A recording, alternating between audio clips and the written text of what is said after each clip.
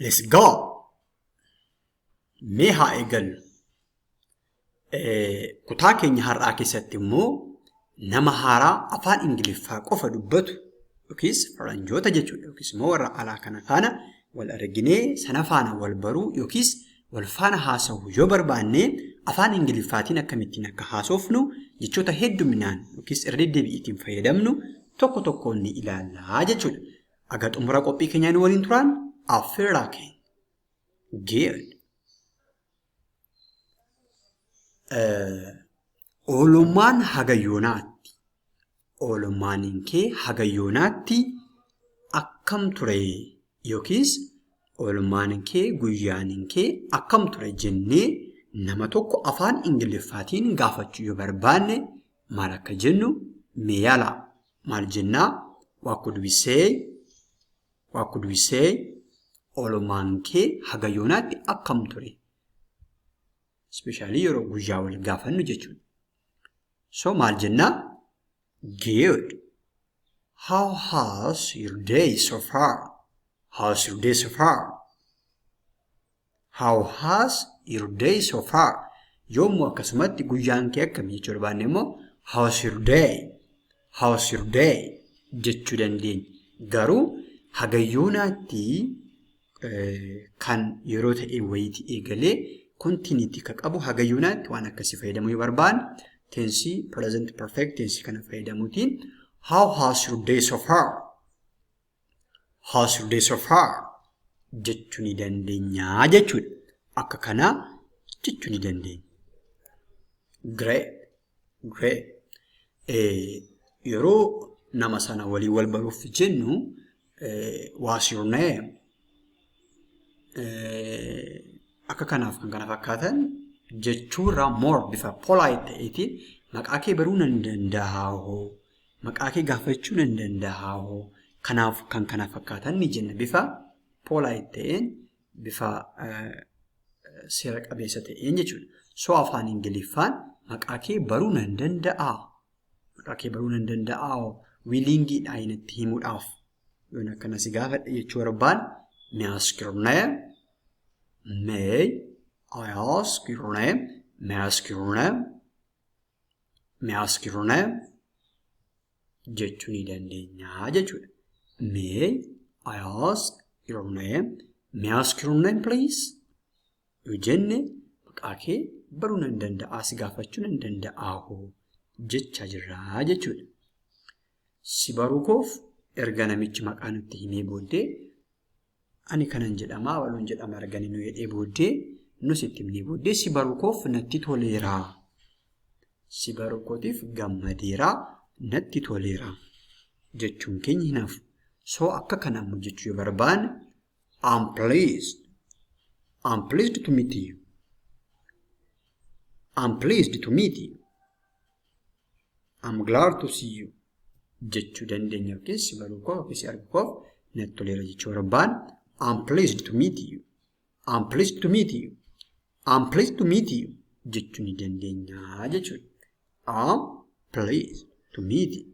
Jechuun si baruu kootiif yookiin si'iin wal baruu kootiif natti toleera jechaa jirraa jechuudha. Natti toleera jechaa jirraa jechuudha.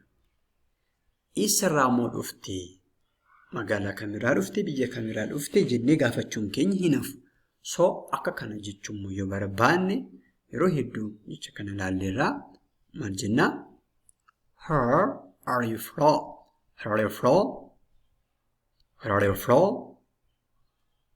Where are you from? Where are you from? Where are you from? Jechuu ni dandeenya jechuudha. Eessarraa dhuftee? Eessarraa dhuftee jechuu yoo barbaanne kana jechuu ni dandeenya jechuudha. Great. Ogummaan kee hoo maali? Ogummaaniin kee qualificationin kee maali jennee yeroo hedduu wal gaafanna.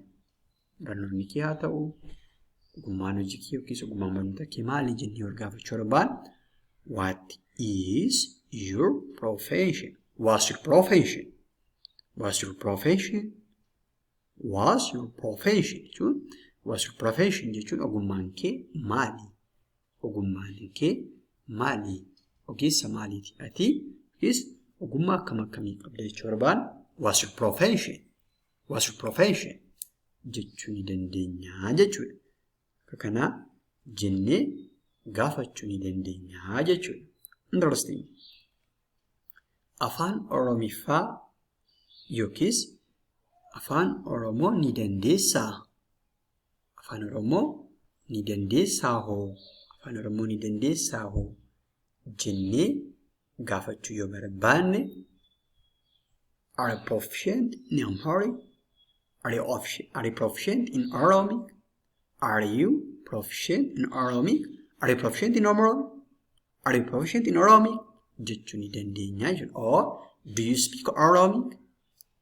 Do you speak Oromic? Or do you speak Afaan Oromoo? Jechuu ni dandeenya jechuudha. So ni dandeessaa hoo jechuu barbaan are you proficient in Oromic or in Afaan Oromoo? Jechuu ni dandeenya jechuudha.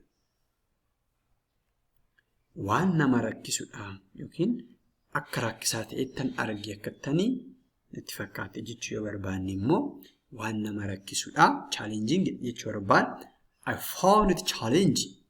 I found it challenging. I found it challenging. I found it challenging. I found it challenging. Jechuun waan nama rakkisudha. Akka kana ta'e natti mul'ate yookiis wantichi nama rakkisaa jechaa jirra jechuudha. I found it challenging. I found it challenging. Si gargaaruun gammachuu kooti. Si gargaaruun ifammasii bakka wal jiran dabarsee addoon kun Oromiffaa ture. So Ingiliffaa just interchange godheera. Dhufuma sanaatiin hubadhaa. So si gargaaruun gammachuu kooti, fedha kooti, interest kiyyaadha. Si gargaaruun yookiin si deeggaruun gammachuu kooti jechuu barbaan it's my pleasure to assist you. It is my pleasure to assist you. It's my pleasure to assist you. It's my pleasure to assist you. Why shall I help you? It's my pleasure to assist you. It's my pleasure to help you or to assist you. Jechuu barbaan si gargaaruun gammachuu kooti jechuu barbaan akka kana jechuu ni dandeenya jechuudha afaan Ingiliffaatiin. Akka kana jechuu ni dandeenya jechuudha. Good. Good. Hanga deebinee wal arginutti immoo nagaatti. Hanga deebinee wal arginutti nagaatti jechuu barbaan farewells until we meet again. Farewells until we meet again. Jechuu ni dandeenya jechuudha. Farewells until we meet again. Farewells until we meet again. Jechuu ni dandeenya jechuudha. Akana jechuu ni dandeenya jechuudha. Thank you. Thank you. See you again. Thank you.